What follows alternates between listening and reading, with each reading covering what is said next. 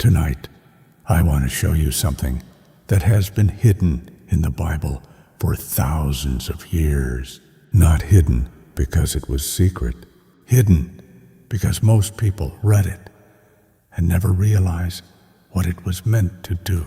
For more than 60 years, I have watched people use this single psalm in a very specific way, and I have seen situations change within 72 hours.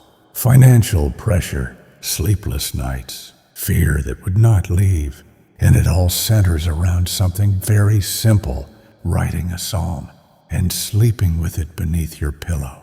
Before we continue, type the word Baruch in the comments. In Hebrew, it means blessed, and tonight we are talking about a blessing that most people never knew was available to them. Now, let me take you back 64 years. I was 19 years old. I was studying in Jerusalem at a yeshiva near the old city, and I was drowning, not in water, in doubt. My family had sent me there to learn, but we had nothing. I sent letters home, knowing my mother was stretching bread to feed my younger brothers.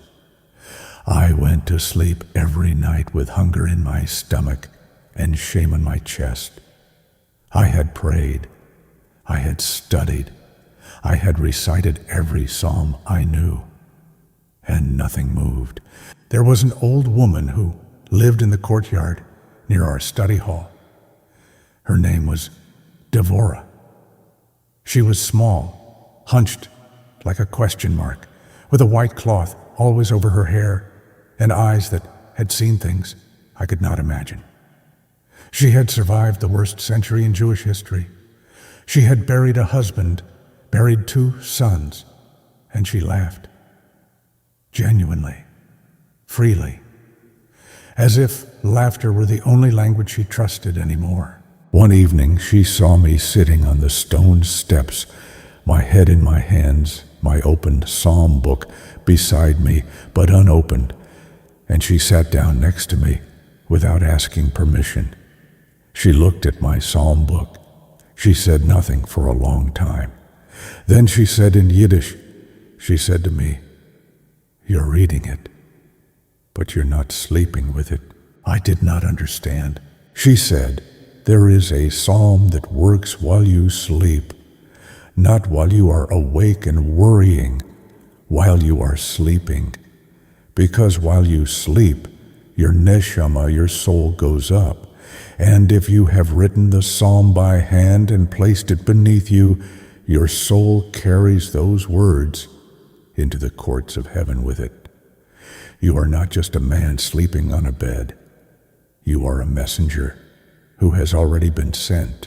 She told me the psalm. She told me how to write it and how to place it. She told me to do this for 3 nights. Not 1, 3. I did it that night.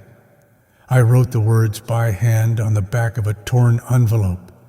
I placed it under my pillow, and I lay down in my small bed in that yeshiva dormitory with the stone ceiling above me and the cold Jerusalem night outside. I did not feel anything dramatic. There was no earthquake. There was no voice. I simply went to sleep. But on the morning of the third day, which is always when the pattern completes, I received a letter. Inside the letter was money from a source I had not contacted, from a relative I had not spoken to in 4 years. Enough money to not only cover my studies, but to send something home to my mother. And I wept, not from relief alone. I wept because I understood for the first time that the spiritual realm is not a metaphor. It is real, it is active, and it responds when you use the tools correctly. I went back to Devorah and I asked her to teach me everything she knew. I sat at her feet for 2 years. She had learned it from her own grandmother, who had learned it from a rabbi in Poland, who had traced the practice back through the generations all the way to the school of the Baal Shem Tov, the great founder of Chassidic Judaism, the master of holy joy, the man who said that God is found not in the great thunder, but in the small, warm fire. The great Baal Shem Tov once said, "The world is full of wonders and miracles, but man takes his little hand and covers his eyes and sees nothing." And when I first heard that teaching through Devorah's voice, everything changed for me, because I realized I had been covering my eyes my whole life, calling it waiting on God. It was not waiting on God. It was not trusting God enough to look. Now, before I reveal the psalm and the exact practice, I need to tell you something that is very important, because most people make a mistake when they hear teachings like this. They think it is magic. They think it is a trick, a formula, a manipulation of heavenly machinery. They treat it like a vending machine, insert psalm, receive blessing. That is not what this is. The Torah teaches us in Proverbs chapter 3, verse 5 and 6, "Trust in the Lord with all your heart, and do not lean on your own understanding. In all your ways acknowledge him, and he will make straight your paths." The Hebrew word for trust there is bitachon, and bitachon is not passive. It is not lying down and hoping. Bitachon is an active surrender. It is the posture of a child who trusts a father completely and then moves, trusts and then moves. That is the spirit you must bring to this practice. So now I am going to tell you which psalm it is. The psalm is Psalm 4, not Psalm 23, not Psalm 91. Psalm 4, a short psalm, only 8 verses. Most people have never thought to open it specifically for blessing, and that is exactly why it has been waiting for you. Let me read it to you slowly. Let every word land. Answer me when I call to you, O God of my righteousness. You have relieved me in my distress. Be gracious to me and hear my prayer. That is the opening. A man is in distress. A man is calling out. Sound familiar? How long, O men, will you turn my glory into shame? How long will you love what is worthless and aim at deception? That is the confrontation. The psalmist is looking at a world where the wrong people prosper and the right people suffer. He is naming it without flinching. But know that the Lord has set apart the godly man for himself. The Lord hears when I call to him. There it is. That is the pivot. Not the wicked, not the proud, not the ones who operate by deception. The Lord hears the one who has been set apart, you. Tremble and do not sin. Meditate in your heart upon your bed and be still. Stop. Read that again. Meditate in your heart upon your bed. The ancient Hebrew word there is amaru. It means speak, murmur, commune. God is literally instructing you to commune with him on your bed, in the night, during sleep. This is the psalm of the sleeping warrior. And then the final 2 verses offer the sacrifices of righteousness and trust in the Lord. And then the closing, which is perhaps the most extraordinary line in the entire Hebrew Psalter. In peace, I will both lie down and sleep for you alone. O Lord, make me to dwell in safety. For you alone make me to dwell in safety. Not my bank account, not my career, not my family connections or my status or my plans. You alone, Lord, make me to dwell in safety. This is not just comfort. This is a spiritual positioning. The moment a person can genuinely say those words and mean them, you alone, something in the invisible realm, shifts. The enemy cannot touch what is held in that kind of trust. Now I want to tell you about what the ancient rabbis discovered inside the Hebrew text of Psalm 4 that modern readers cannot see in translation. In the original Hebrew, the word used in verse 5, usually translated as meditate, is a form of the word davar, meaning word, speech, divine utterance. In Kabbalistic understanding, this word is connected to the concept that human speech, when aligned with divine truth, participates in creation. Your words are not just sounds, they are vessels.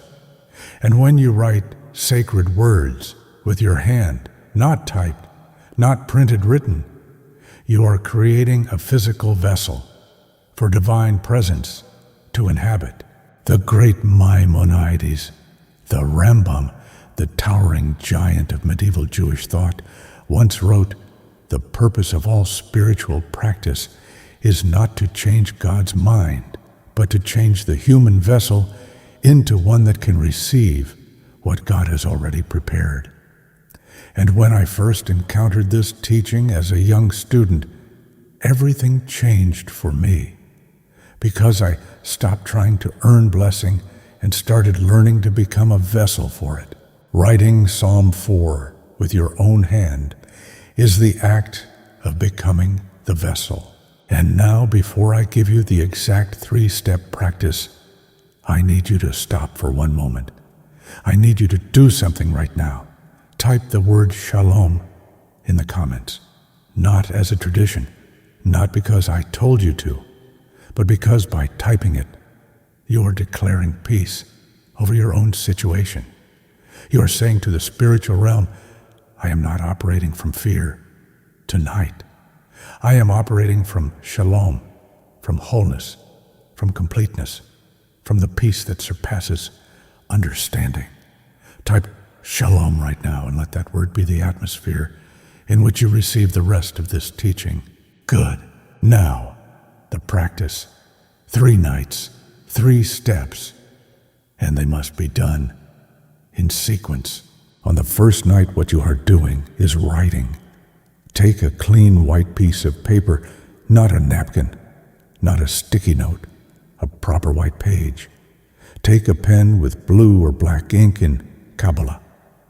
These are the colors associated with divine speech and truth. Sit somewhere quiet. Turn off the television. Put the phone face down. Light a candle if you have one, because the Talmud teaches that the candle flame represents the divine light that never fully leaves this world, even in the darkest night. And then write Psalm 4, all 8 verses, by hand, slowly. When you come to the verse that says, "In peace I will both lie down and sleep, for you alone, O Lord, make me to dwell in safety." Stop. Say that verse out loud 3 times before you continue.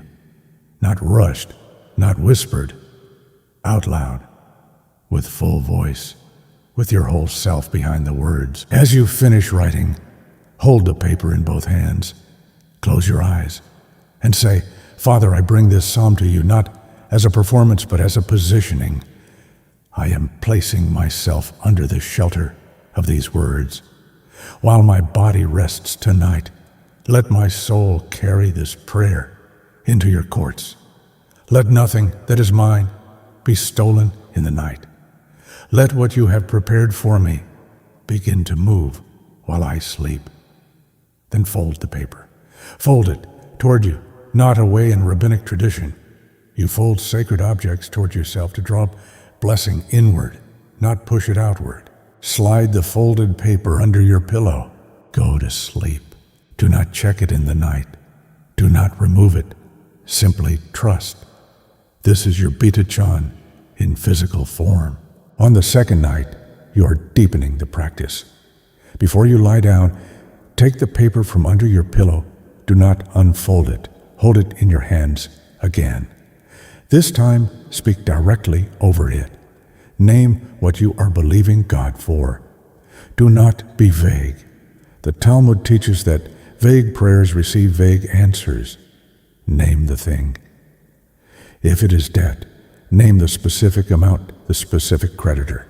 If it is sickness, name the diagnosis, the body part, the number of days you have been suffering. If it is a broken relationship, speak the name of the person, the wound, the hope. If it is a prodigal child who has walked away, say their name over that piece of paper. Say it quietly. Say it once. And then say these words, Lord, you know this better than I do. I am not instructing you. I am trusting you. I place this specific need under this psalm and under my sleeping body tonight as an act of surrender. Slide the paper back under the pillow and sleep. The third night is the night of completion. And this is where in 60 years I have seen the most extraordinary things happen. Within 24 to 48 hours after the third night, something shifts. Sometimes it is visible, tangible, sudden. A phone call arrives, a door opens, a check appears, a diagnosis changes, a relationship begins to heal. Sometimes it is invisible to the eye, but unmistakable in the spirit. A peace descends that has no logical explanation. A heaviness that has been sitting on your chest for months simply lifts in the morning. On the third night before you lie down, do one additional thing. Take a clean envelope. Write on the outside of the envelope a single word, bracha, blessing. Place the folded psalm inside the envelope and seal it. Then place it under your pillow for the final night. By sealing it, you are completing the spiritual act. You are saying, it is done. I have done my part. I am releasing the outcome. The great Rabbi Akiva, who faced suffering and imprisonment and still maintained his faith with a radiance that confounded his captors, once taught this: everything that the Holy One does, he does for good. Everything, not some things. Everything. Even what you cannot understand right now. Even the pain that is not yet resolved. Even the waiting season that has gone on longer than you thought you could bear. Everything. And when I first heard that teaching as a desperate 19-year-old in Jerusalem, I wept, because it meant that even my confusion was part of a preparation I could not yet see. On the morning after the third night, do not open the envelope immediately. First, take 60 seconds of silence. In those 60 seconds, do not ask for anything. Simply say, thank you, whatever you are doing. Thank you. Gratitude is the language of receiving. You cannot receive with clenched hands and a demanding heart. You receive with open palms and a grateful spirit. Then open the envelope. Read the psalm one final time, aloud from beginning to end. When you reach the final verse, in peace I will both lie down and sleep for you alone. O Lord, make me to dwell in safety. Say it 3 times again. And on the third time, add your own name. Speak your own name into that verse. In peace will I, your name, both lie down and sleep for you alone, O Lord. Make your name to dwell in safety. You are not reciting scripture anymore. You are wearing it. Now, I want to speak directly to some of you who are watching this. Someone watching this right now has been carrying a financial burden for so long that it has begun to feel like your identity. You do not remember what it felt like to sleep without the weight of numbers on your mind. You have calculated and recalculated the same impossible math so many times that you do it automatically now, a reflex, before you even fully wake up in the morning. And there is a part of you, a very quiet, very tired part, that has begun to wonder if this is just who you are. If maybe this is the life that was written for you. I am here to tell you that is a lie. And it is an old lie. One that has been whispered into the ears of exhausted people since the beginning of time. The Torah has a word for it. It calls it the evil inclination, the Yetzer Hara, that voice that specializes in turning your temporary condition into your permanent identity. But Psalm 4 speaks back to that voice directly. It says, "The Lord has set apart the godly man for himself." Set apart, not set aside, not forgotten.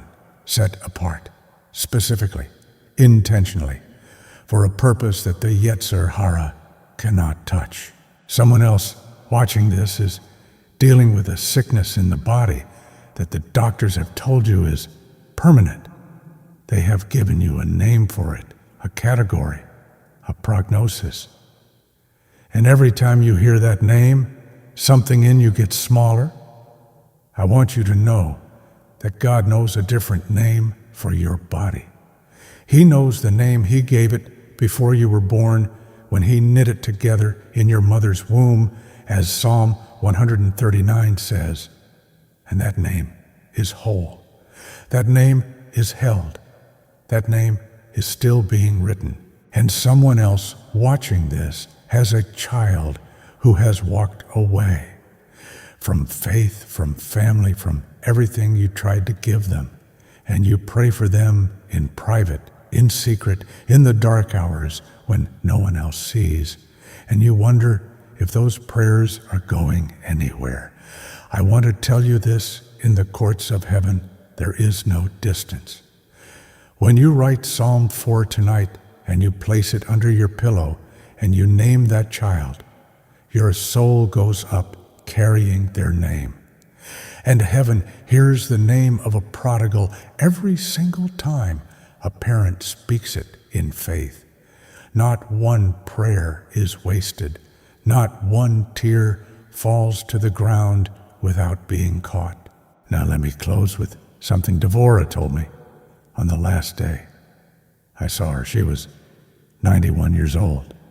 She was dying, and she looked at me from her bed with those same extraordinary eyes, and she said, "Shimon, everything I taught you, the Psalms, the prayers, the practices, none of it is the source.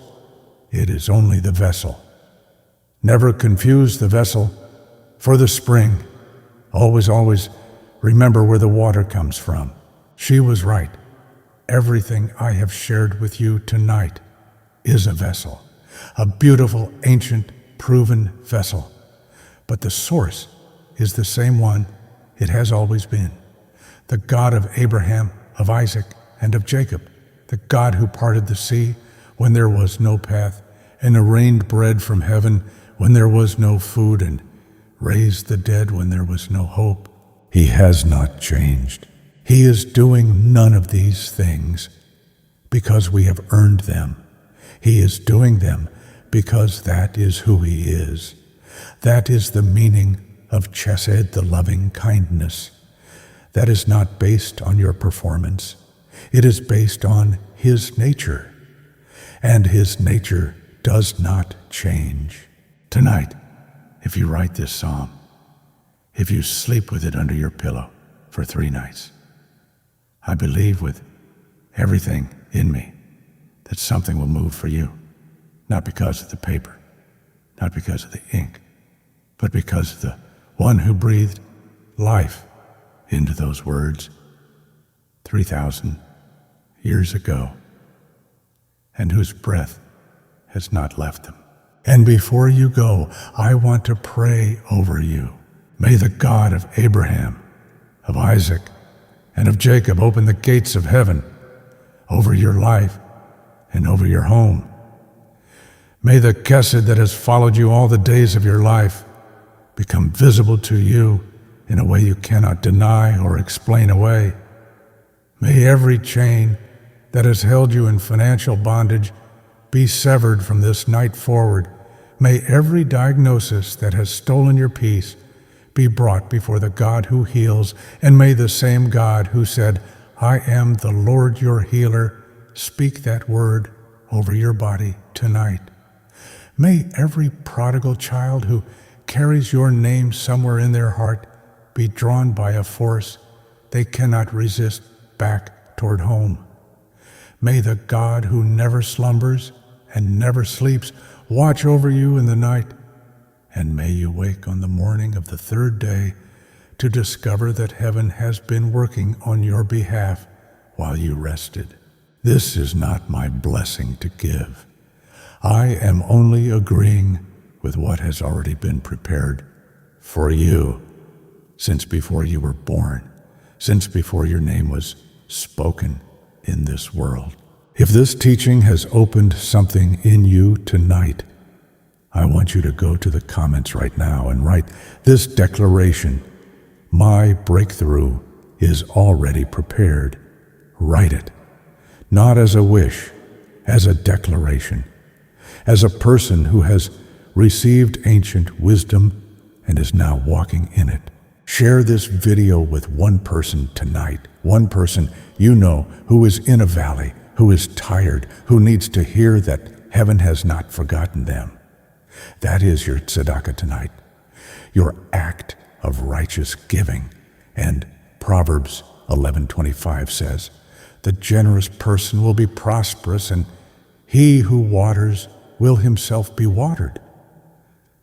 When you give this teaching away, you water someone else's desert, and your own desert receives rain. Subscribe to this channel. What I am releasing here is not entertainment.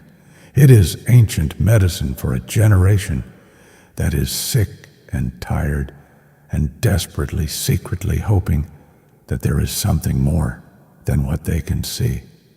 There is, there always has been, and I am not finished giving it. Shalom. Shalom over your finances. Shalom over your body. Shalom over your family. Shalom over every sleepless night that is behind you.